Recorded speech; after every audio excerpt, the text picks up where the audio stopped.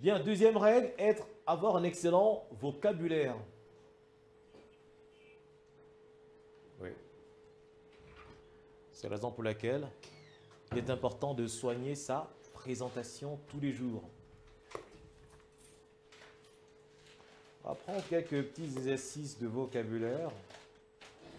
Bon, c'est-à-dire par exemple, lorsque quelqu'un vous dit bonne journée, ou alors quelqu'un vous dit bonne journée, vous répondez meilleur à vous. En réalité, on dira bonne journée à vous, pareillement. Ne pas dire présentement, dire actuellement, ne pas dire ça vous arrange, dites plutôt vous préférez ceci ou cela. Ne pas dire comme je vous l'ai dit tantôt, dites simplement comme je vous l'ai dit précédemment. Parce que si vous avez un interlocuteur qui est très sensible au vocabulaire, il n'achètera pas votre produit. Si vous êtes un entrepreneur et que vous savez que vous n'avez pas un excellent vocabulaire, embauchez un vendeur qui est très beau, qui sent très bon, qui a des beaux vêtements, qui a un beau vocabulaire. Je vous promets qu'il va facilement convertir. Est-ce que c'est clair? Vous n'avez pas remarqué que dans la plupart des grandes enseignes, la jeune femme qui vend, qui vous reçoit, est toujours très bien, parfumée, belle et brune. Vous n'avez pas remarqué ça? Voilà. C'est pour vous fidéliser. Parce que quand tu arrives, tu dis, bon, je vais juste dépenser 100 000. La jeune femme, elle fait des cheveux comme ça. Oui, monsieur. Tu souris et tu dis, bon, écoutez. Ouais, c'est fait exprès en réalité. Et puis des fois, vous consommez, une jeune femme vient dire, alors, tout va bien, monsieur? Elle fait exprès un peu de... Voilà. Du coup, tu dis, non, écoutez, faites encore la ronde. Donc, ajoutez encore. Pourtant, ce n'était pas prévu. Tout ça, c'est fait en réalité pour vous amener à dépenser. Donc, et pour cela, améliorer aussi son vocabulaire. Oui. Bien, on continue. Avoir une belle voix. Avoir une belle voix. Donc, imaginez-vous, on vous remet une carte de visite, on vous dit, écoute, là, c'est la carte de visite d'un ministre, sa fille se marie demain, donc appelle-le. Alors, tu vois un peu le stress que tu as. Tu dois appeler le ministre. Tu as sa carte de visite. Il attend ton appel. Si tu as une belle voix, il pourra prendre tes gâteaux. Mais si tu as une voix désagréable, avec un fort accent, avec une mauvaise articulation, il ne prendra pas. Il dira que non, finalement, j'ai changé d'avis. Bien, on va voir quelques méthodes pour avoir une belle voix. On va voir la méthode DIVA.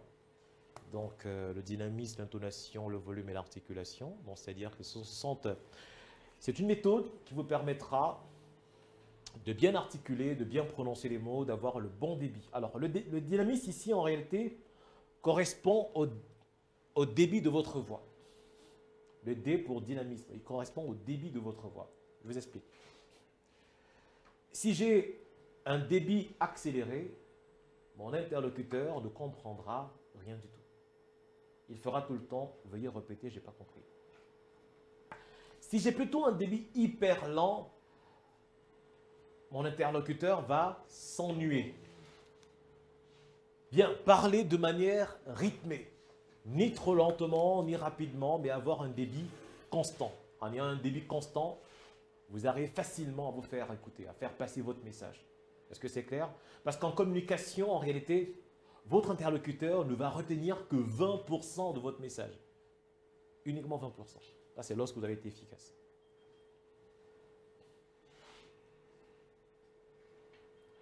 Bien, ensuite, nous allons parler des intonations.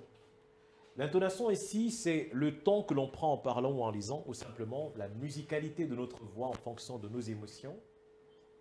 Et bien sûr, par synonyme, nous avons l'accent, qui est l'ensemble des caractères phonétiques considérés comme un écart par rapport à une langue donnée. Votre interlocuteur sera sensible à 38%. Vous allez constater qu'au Cameroun, nous faisons l'effort d'avoir un accent français camerounais. Le gars qui vit au nord, quand il vient au centre ici, il fera l'effort d'avoir cet accent. Celui qui est à l'ouest fera cet effort également. Celui qui est à l'est fera cet effort. Parce que si le monsieur du nord parle avec son accent du nord, est-ce que tu comprendrais? Et s'il fait l'effort de parler, de prendre l'accent que nous avons tous, le message passera. Vous voyez un peu au 20h le soir, quelqu'un qui a un fort accent, présenter le journal? D'accord. On fait l'effort d'avoir quelqu'un qui a un accent neutre, afin que le message passe. Et c'est ainsi dans tous les pays, dans toutes les langues. Même au village, le chef, quand il veut s'exprimer, il fait l'effort d'emprunter notre langue maternelle, mais de parler avec beaucoup d'exactitude, de bien articuler, de bien prononcer, d'avoir la bonne intonation qui corresponde à la situation de communication. Est-ce que c'est clair? Donc, pour chaque situation, il faut avoir une intonation. Quand je m'adresse à un client, c'est le ton sympathique et courtois. Il faut éviter de s'énerver. Même si le client pose des questions, évitez de vous énerver. Évitez d'avoir un ton sarcastique. Même s'il a posé 2 ou 3 questions, restez tranquille, écoutez et répondez. Parce que les clients sont sensibles à quoi? À votre sympathie. Et la sympathie se ressent au travers de quoi? De votre sourire. C'est la raison pour laquelle chacun de nous a ce qu'on appelle un assaut au marché. Parce que assaut est très sympa. Est-ce que c'est clair? Donc soyez sympa. Et cela se ressent au travers de vos intonations.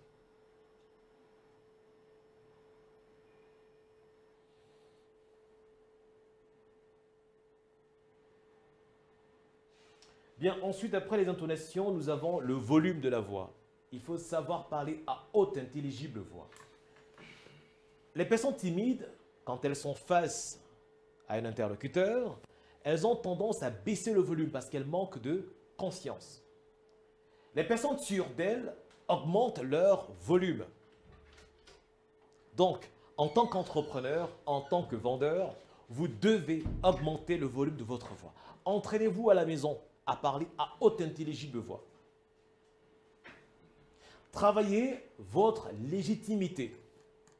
Ne vous dites pas non, je ne suis pas un excellent orateur, non. Commencez à écrire ce que vous devrez dire. Et prenez votre téléphone, prenez votre caméra et parlez à votre caméra. Entraînez-vous 1 fois, 2 fois, 3 fois, encore et encore. Et augmentez le volume de votre voix en lisant. Est-ce que c'est clair? Bien. Puis nous avons l'exercice d'articulation. À la maison, tapez sur Internet, exercice d'articulation ou encore vire-langue. Vous allez trouver des exercices comme ça. Et pour les faire, vous mettez juste un stylo, comme ça. Et vous prononcez ça. Alors on va s'amuser à lire ça. Ça vous permettra de travailler un peu. 606, 600 cigares, 606, 606, 606 cigares. On commence par vous. 606, 600 cigares, 606, 600 cigares. Très bien. 606, 600 cigares, 606, 600 cigares. D'accord. 606, 600 cigares, 606, 600 cigares. Je me le dis quand même. Si vous voulez. Hein. 606, 606, 606 cigares. 606, 606 cigares. C'est ça l'intonation en fait. Vous voyez que si vous n'avez pas la bonne intonation, le message ne passe pas. On y va. 606, 600 cigares. On peut s'arrêter. 606, 606 cigares. On y va. Allez-y. 606, 600 cigares. 606, 606. On voit que lui, on avait qu'au travers des intonations, on n'a rien compris. Il y a le mot, il y a les mots, mais on n'a rien compris. Suivant. 606, 600 cigares. 606, 600 cigares. On n'a pas compris. Il a les mots exacts, mais il n'a pas la bonne intonation. Donc le message n'est pas passé. 606, 600 cigares. 606, 600 cigares. D'accord, ça s'est passé, oui. 606, 6 cigares. 606, 600 cigares. 606, 600 cigares.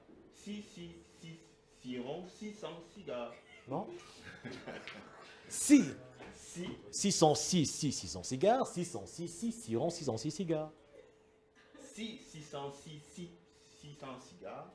6 606 cigares. Il faut respecter les ponctuations en réalité. Comprendre que face à un point, on marque 3 secondes de pause, à 1,2 secondes de pause, à toutes les autres ponctuations, marquez 1 seconde de pause.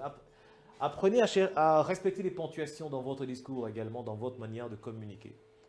En tant que vendeur, en tant qu'entrepreneur ou responsable commercial ou promoteur, vous devrez communiquer efficacement.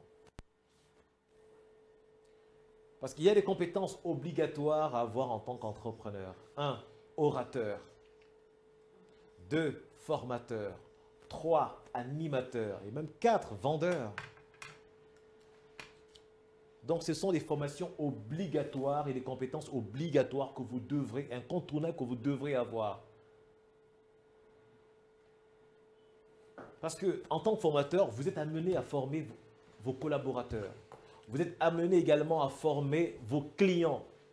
Un client qui est formé, qui est éduqué, restera fidèle.